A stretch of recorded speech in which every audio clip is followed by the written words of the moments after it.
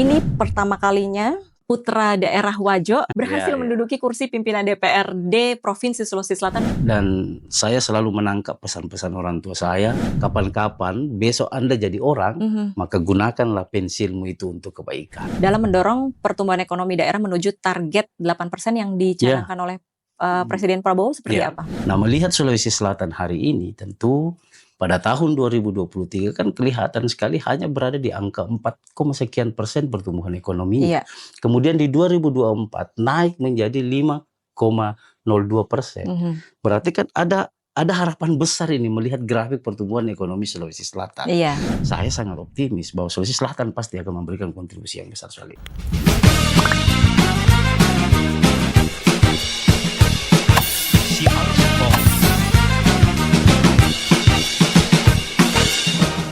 Hai kawan CRC, selamat datang di CRC Talk, referensi investasi dan kebijakan publik. Sebuah ruang diskusi yang menghadirkan perspektif dan juga solusi konkret yang diharapkan terkait kebijakan ekonomi dan juga kebijakan publik di Sulawesi Selatan. Dan di episode kali ini kita akan membahas tema yang cukup strategis, yakni peran DPRD Provinsi dalam mendorong pertumbuhan ekonomi menuju target 8%. Seperti kita ketahui bahwa Presiden Prabowo Subianto menargetkan pertumbuhan ekonomi nasional mencapai 8% di 2028 hingga 2029 nantinya.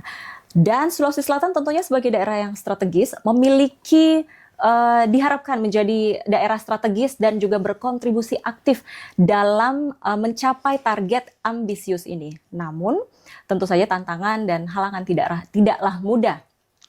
Ada di antaranya beragam tantangan terkait kesiapan tenaga kerja, infrastruktur, stabilitas politik, hingga regulasi investasi. Ini semua tentunya butuh sinergi yang kuat antara pemerintah daerah, pelaku usaha, dan tentu saja masyarakat. Siapa yang memegang peran krusial dalam memastikan semua ini berjalan selaras?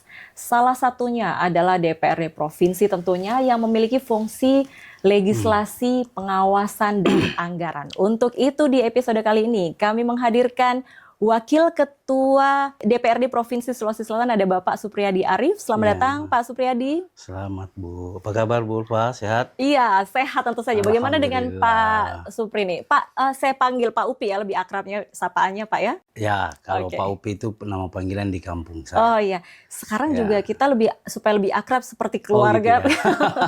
Pak Upi, apa kabarnya nih Pak Upi? Alhamdulillah sehat. Ya, tadi sebelum kesini memang agak sedikit terhalang ya. Karena saya begitu mau keluar kantor, ya diperhadapkan dengan adik-adik mahasiswa yang menyampaikan aspirasi. Ya tentu sebagai wakil rakyat maka kita harus mempersiapkan diri untuk menerima. Sehingga ya saya gunakan waktu kurang lebih 20 menit. Saya menerima adik-adik mahasiswa dan alhamdulillah clear apa yang menjadi aspirasinya kita clearkan. Dan alhamdulillah hari ini saya bisa bertemu dengan Ibu Ulfa. Terima kasih Bu. Karena itu salah satu tugas dari anggota DPRD tentunya Pak ya, menerima aspirasi masyarakat. Dan terima kasih sudah meluangkan waktu untuk hadir di studio CRC ini. Selamat datang sekali lagi. Saya ucapkan Pak, kita tahu bahwa Pak Upi dalam sejarah Kabupaten Wajo ini pertama kalinya putra daerah Wajo berhasil menduduki kursi pimpinan DPRD Provinsi Sulawesi Selatan untuk periode 2024-2029 ya Pak ya.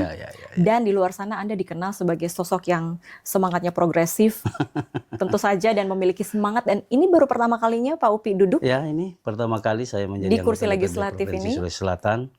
Dan langsung dipercaya mengemban amanah ini. Ya, itu jalan-jalan Tuhan ya. Alhamdulillah. Boleh diceritakan dong Pak, bagaimana perjuangan Pak Upi ini dalam memperjuangkan aspirasi masyarakat hingga berhasil menduduki kursi pimpinan di DPRD Provinsi Sulawesi Selatan? Ya, pertama memang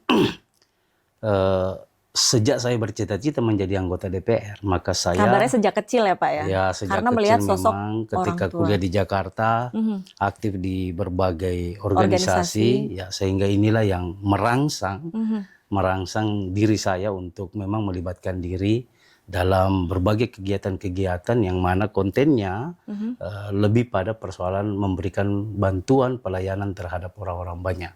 Nah, saya melihat bahwa ruang-ruang itu kita bisa peroleh ketika kita masuk dalam ruang parlemen. Dan alhamdulillah, ya saya ini Mbak 3 kali bertarung calon anggota DPR. Pertama kalinya memang hanya dengan modal semangat, baru-baru selesai kuliah, umur 29 tahun. Oh, jadi pertama kalinya Ya. itu 2015? 2014. 14. Umur saya 29 tahun, saya maju sebagai calon anggota DPR dengan modal semangat. Ya biasalah, karena namanya kita aktivis, ya nggak punya duit, ya hanya modal semangat yang kita miliki. Ya, kita percaya diri dengan modal semangat itu, ya saya bertarung dan alhamdulillah waktu itu saya melawan incumbent. Saya memang sudah dipercaya menjadi calon anggota DPR nomor urut 1 waktu itu. Oke, baik. Ya, umur 29 tahun, incumbent nomor urut 2 dan saya bertarung. Dan memang prinsip saya ketika saya bertarung maka secara totality harus saya gerakkan. Iya. Ya, kalau orang menggunakan uang ya maka kita gunakan pikiran kita. Oke, baik. Itu yang saya lakukan dan alhamdulillah singkat cerita pertarungan selesai, saya mendapatkan suara kurang lebih 7.000. Iya, sebenarnya Dan itu lumayan seandainya banyak ya Pak. Partai Hanura waktu itu mendapatkan kursi, maka saya lolos menjadi anggota DPR pada saat itu. Karena incumbent berada di bawah suara saya waktu itu. Oh, jadi Bapak lebih suaranya dibanding incumbent? Iya, lebih. So incumbent waktu itu suaranya hanya 5 ribuan. Kurang lebih 5 ribuan, saya dapat 7.000. Selisih 1.300 kalau nggak salah waktu itu dengan kursi terakhir. Oke, jadi memang ini terhalang di kursi partai. Kursi partai. Jadi tidak bisa menduduki. Tidak bisa menduduki posisi anggota DPRD Provinsi Sulawesi Selatan. Setelah itu, singkat cerita, ya saya mengibaratkan diri saya ini sudah sebagai manusia politik ya. Iya. Ya, manusia politik sehingga setiap momentum-momentum apa saja yang terkait dengan politik selalu saya melibatkan diri. Nah, sehingga pertarungan kedua, singkat cerita saya bertarung lagi, ya lagi-lagi melawan incumbent. Tetapi bedanya adalah saya tidak lagi berada di Partai Hanura waktu itu. Iya. Saya sudah masuk pindah ke P3, Partai Persatuan Pembangunan. Ya, saya bertarung lagi-lagi melawan incumbent dan ya singkat cerita selesai pertarungan saya gagal lagi dengan perbedaan suara yang sangat kecil ya. Tetapi itu kemudian tidak menurunkan semangat saya ya untuk berjuang pada ruang-ruang yang bisa saya perjuangkan khususnya kampung halaman saya. Saya ini dari Kabupaten Wajo. Ya, dari Kabupaten Wajo yang mana memang semenjak mahasiswa selalu saya masih ingat ketika Bupati Wajo berangkat ke Jakarta maka saya selalu mendampingi. Iya. Saya selalu mendampingi, menemani, mengajak berdiskusi dan selalu memikirkan tentang kampung halaman kita. Ya, ini yang kemudian menjadi cita-cita besar saya, mimpi besar saya untuk tidak pernah saya punya semangat dan alhamdulillah pertarungan ketiga kalinya saya melibatkan diri lagi bertarung di partai yang sama, Partai P3. Dan ternyata alhamdulillah saya bisa terpilih menjadi anggota DPR. Di 2024 lalu Pak ya? 2024. Jadi ini real story, dicoba tak mengapa, gagal jadi pengalaman, dicoba lagi akhirnya menang. Jadi ada prinsip dulu. Kalau aktivis terpilih maka dia kaget. Oh, seperti itu. Iya, kalau dia gagal dia akan katakan memang saya tidak yakin saya terpilih. Tapi kalau terpilih dia akan, oh saya terpilih ini. Nah, kira-kira jadi memang itu. tidak kaget pada saat yang pertama kali belum kami terpilih. Udah paham bahwa prasyarat yang dipersyaratkan untuk terpilih menjadi anggota DPR kita tidak punya waktu itu. Ya, sehingga yakinlah bahwa kita tidak akan terpilih. Tapi memang pada saat itu Pak Upi tidak ada niatan untuk maju di legislator daerah saja di Wajo dulu, tapi langsung memang tembaknya ke provinsi Iya, ya Pak sekali ya? lagi begini. Saya itu memang punya cita-cita, punya mimpi untuk membangun sebuah daerah saya.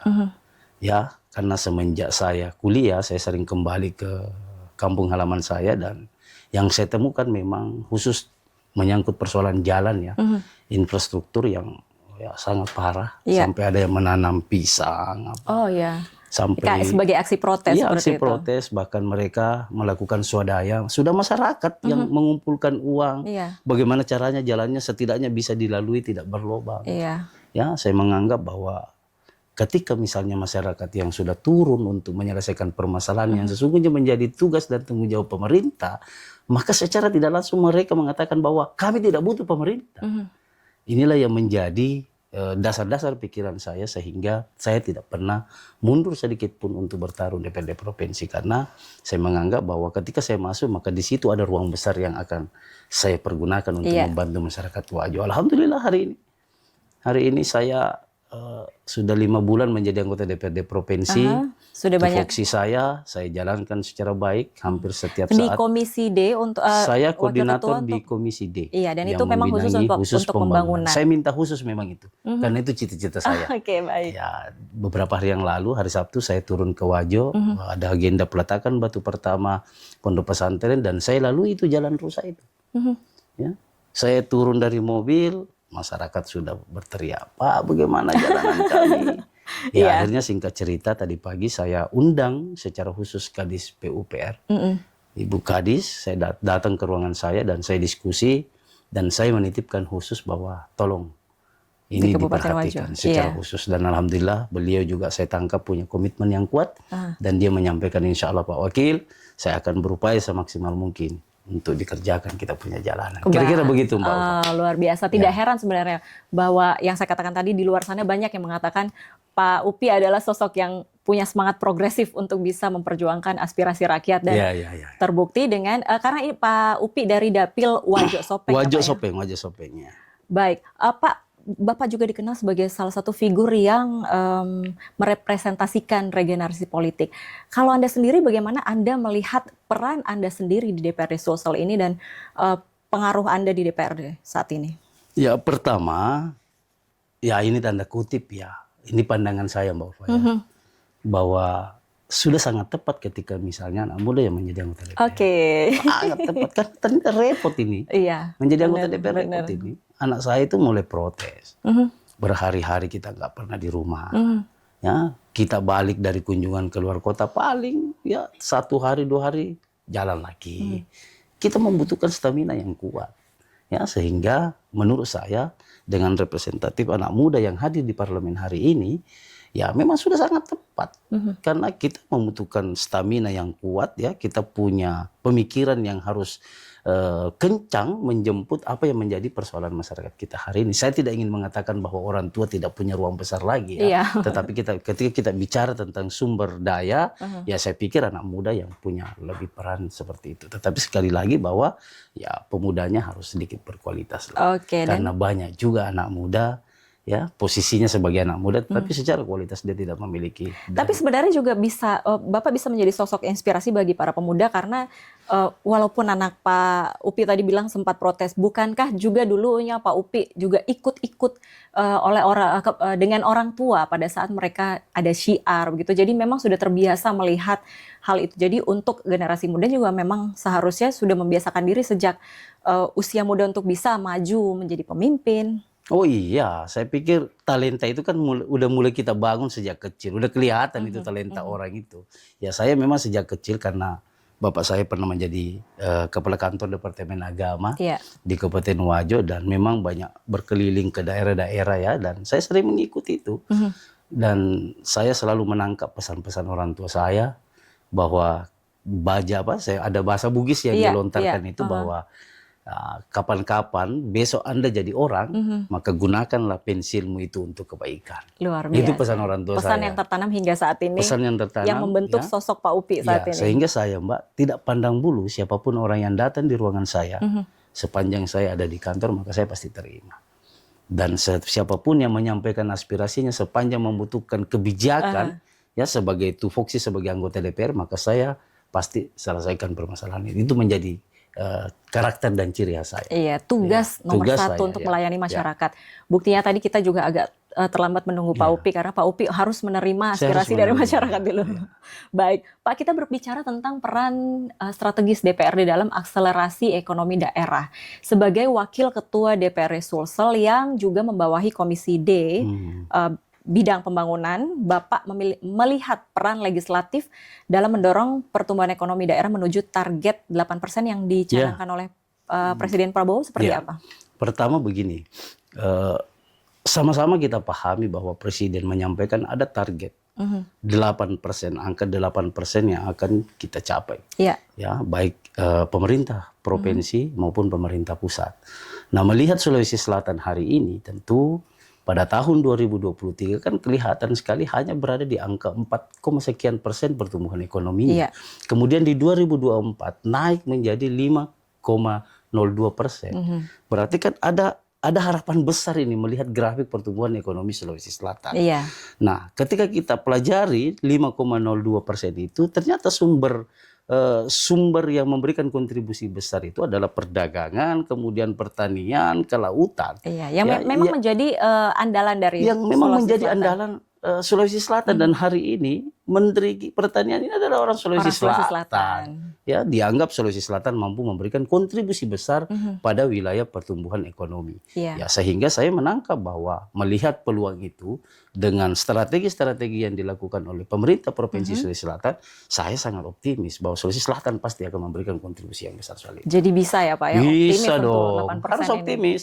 Karena juga masih sekitar 2-3 tahun ke depan untuk masih 2008. Kan 2028 ya. Iya, target 2028. Dari kita optimis lah, Sulsel akan memberikan kontribusi yang cukup. Oke, Pak, kalau melihat peran atau fungsi dan tugas dari DPRD sendiri sebagai fungsi utamanya untuk legislasi, pengawasan dan penganggaran. Dari ketiga fungsi ini yang mana sebenarnya yang paling krusial peran DPRD untuk bisa mendukung percepatan ekonomi? Saya pikir semua tiga fungsi ini punya peran besar. Ya, misalnya legislasi, kalau kita di DPRD Kabupaten ini kan perda ya. Kita harus mendorong perda pertumbuhan misalnya. Ini kita harus lakukan. Kemudian dari sisi kedua, tugas kita adalah menyangkut pada persoalan budgeting, anggaran. Ya, serapan anggaran ini harus kita dorong. Segera pemerintah lakukan pembelanjaan supaya berdampak kepada masyarakat. Betul. Ya, yang kedua, tentu dengan menciptakan program-program unggulan, pemerintah Provinsi Sulawesi Selatan ini yang akan bisa menjadi faktor utama mendorong pertumbuhan ekonomi. Yang ketiga dari sisi pengawasan. Nah, ini yang paling penting, Mbak. Iya. Ini yang paling penting yang kami lakukan ini sebagai anggota DPR, memastikan bahwa ya kegiatan-kegiatan pemerintah Provinsi Sulawesi Selatan itu berdampak positif terhadap pertumbuhan ekonomi. Ini yang harus kita pastikan ini. Ya, termasuk menyangkut masalah dari sisi aspek mana yang kira-kira akan memberikan kontribusi besar dalam pertumbuhan ekonomi kita. Kita sama-sama paham, Sulsel ladangnya investasi, Mbak. Iya, Sulsel ladangnya investasi. Ngomong-ngomong tentang investasi, sebenarnya di pemerintah pusat sendiri sudah membentuk Satgas Percepatan Investasi sejak 2003-2004 lalu.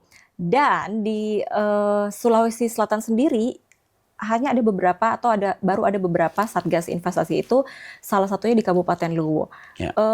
Bagaimana sejauh ini peran DPRD Sulsel untuk bisa mendorong atau juga bisa merekomendasikan terbentuknya satgas investasi ini di Sulawesi Selatan? Iya. Saya sebelum masuk jadi anggota DPR, Mbak, memang sudah punya bayangan bahwa ketika saya terpilih nanti yang akan saya dorong adalah Satgas Investasi. Oh, oke. Iya, kenapa? Karena menghadirkan tamu yang pas sekali memang untuk Karena begini, Mbak.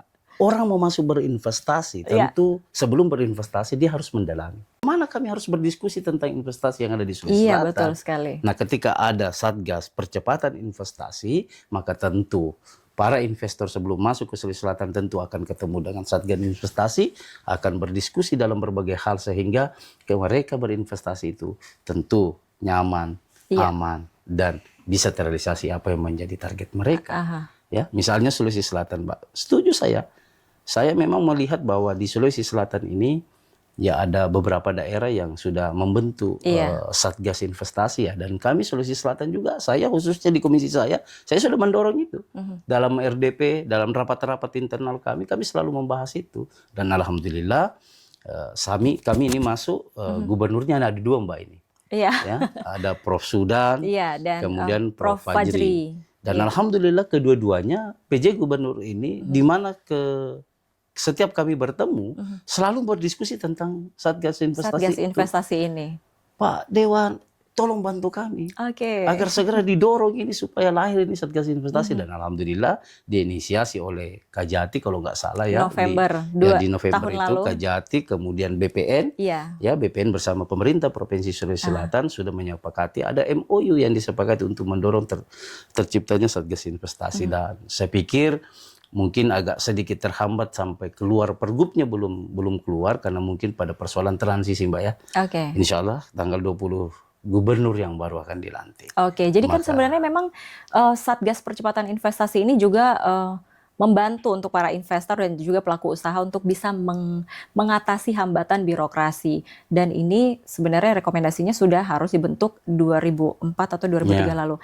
Tapi kenapa sebenarnya menurut Bapak apa tantangan yang dialami oleh dari pemerintah daerah atau Forkopimda untuk belum terlaksananya pembentukan Satgas ini selama ini dan harus lagi menunggu untuk gubernur yang baru, yang mana adalah juga gubernur yang sebelumnya yaitu Pak Andi Sudirman Sulaiman. Ya, kalau ke belakang mungkin saya nggak melihat ke situ Mbak ya. Iya. Yang saya sampaikan adalah tentu ketika saya masuk dan melibatkan diri menjadi anggota DPRD Provinsi Sulawesi Selatan, ya saya melihat dengan waktu yang sangat singkat ini kan sudah terbentuk sebenarnya. Sudah terbentuk Satgas Investasi itu. Tinggal kita dorong keluarkan pergubnya. Dan pergub itu seyogyanya memang ditandatangani oleh gubernur yang Gubernur, baru. iya.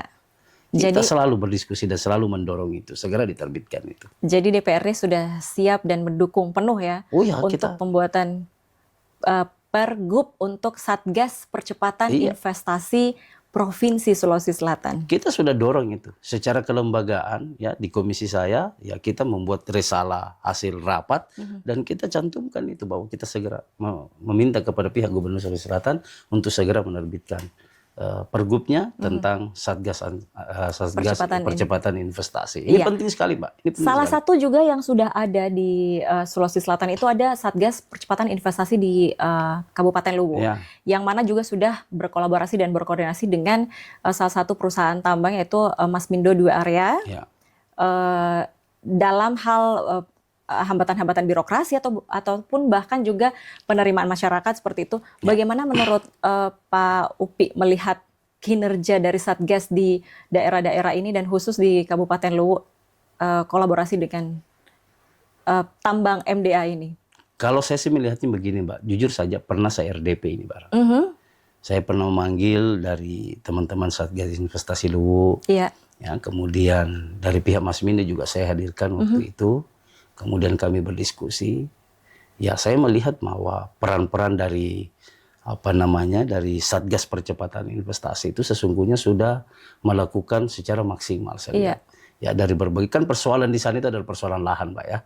Persoalan lahan yang sampai hari ini mungkin secara keseluruhan belum ada titik temunya, apalagi baru-baru terjadi longsor lagi.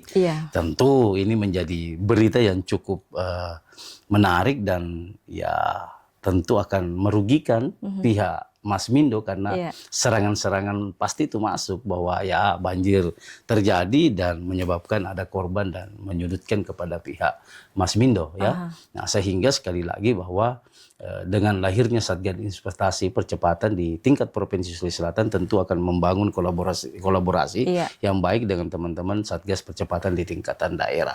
Ya, saya yakin dan percaya ya tentu yang dipikirkan oleh teman-teman nantinya ke depan adalah bagaimana memastikan investasi itu masuk dengan cepat dan bergerak dengan cepat, tetapi dari sisi positifnya berdampak kepada masyarakat. Ini juga harus diyakinkan oleh teman-teman Masmindo ini. Bahwa ketika kami berinvestasi, maka tentu kami akan memberikan kontribusi yang besar terhadap daerah dan provinsi penyerapan tenaga kerja, dari sisi penyerapan tenaga kerja dan juga ada tentu saja ada program corporate social responsibility yang dimana pasti ada juga untuk perawatan lingkungan sekitar seperti itu ya. Ya, pasti itu.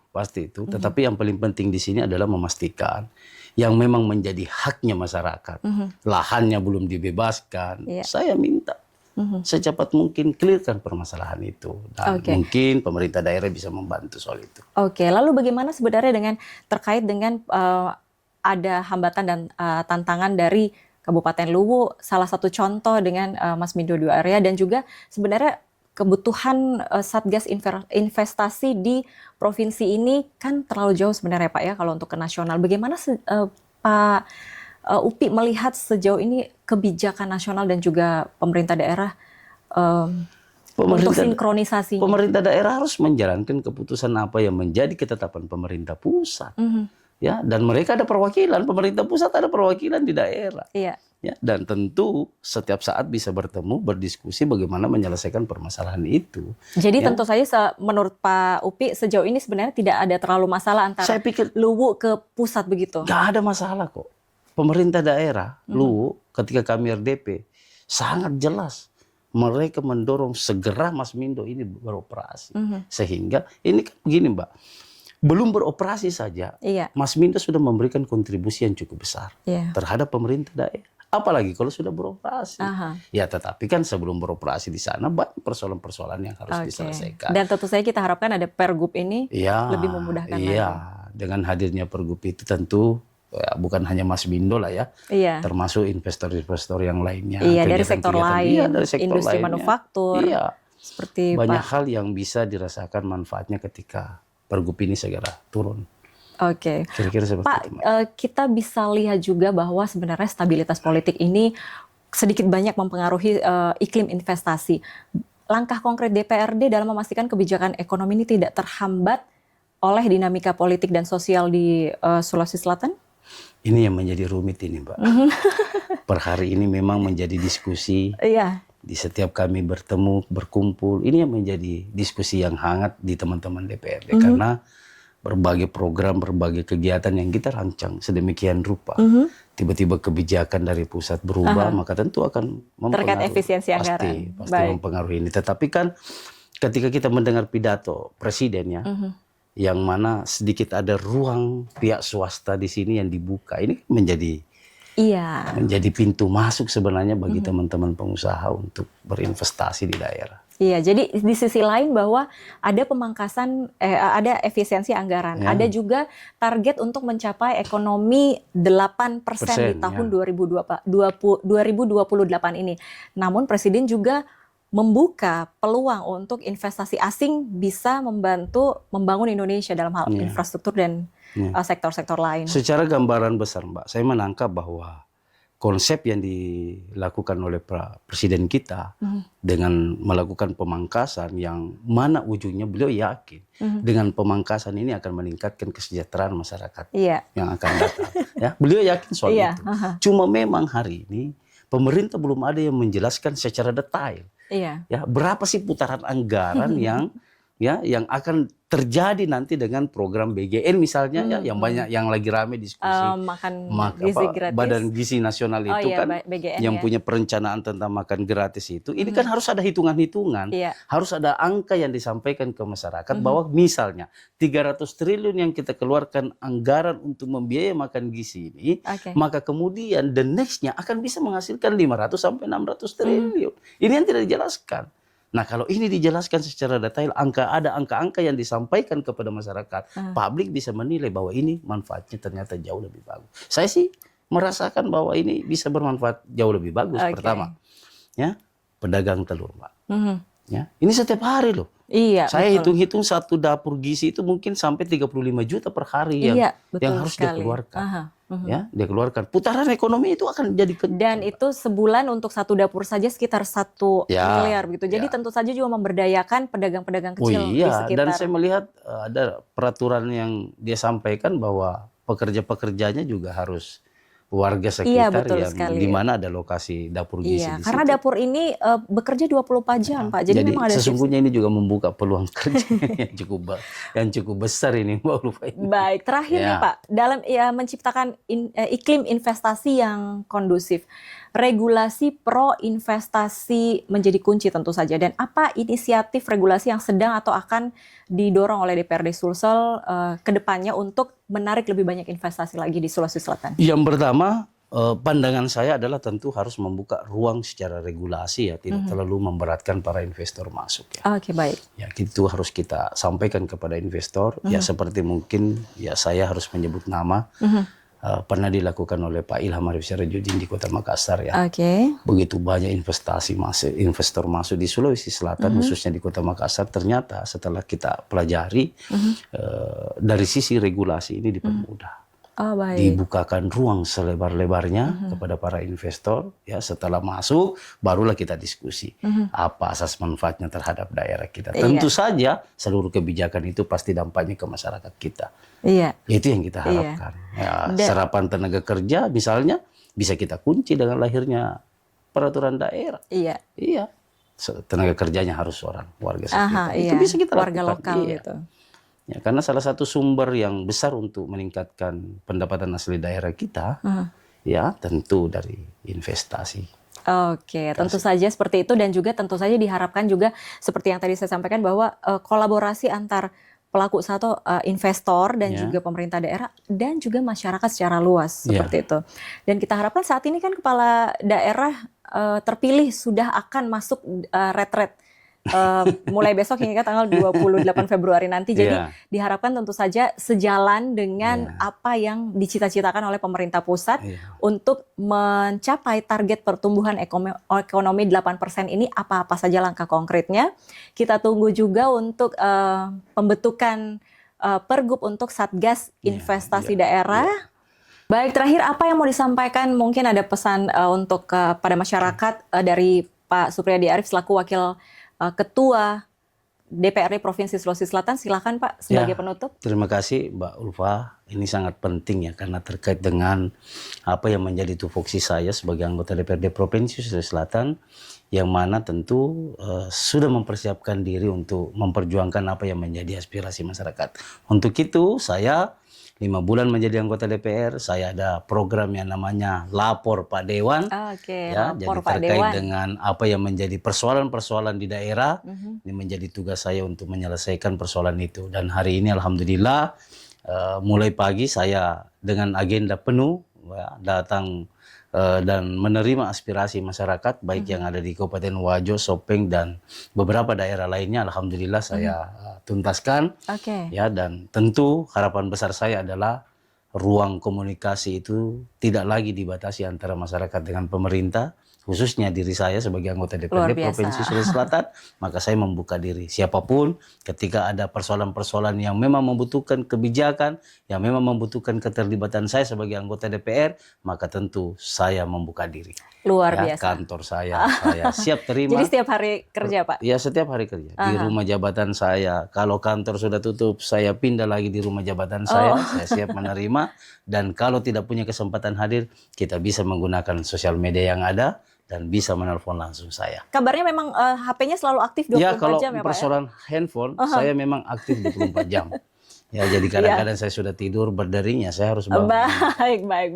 Baik, terima kasih Pak Upi dan demikianlah kawan CRC perbincangan saya dengan Supriyadi Arif, Wakil Ketua DPRD Provinsi Sulawesi Selatan terkait tema kita peran DPRD Provinsi dalam mendorong percepatan ekonomi menuju target 8%.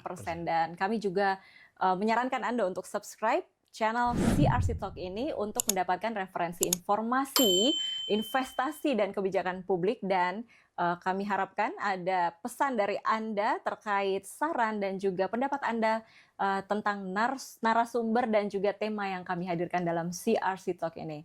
Terima kasih untuk kesempatan Anda juga Pak Supriyadi Arif.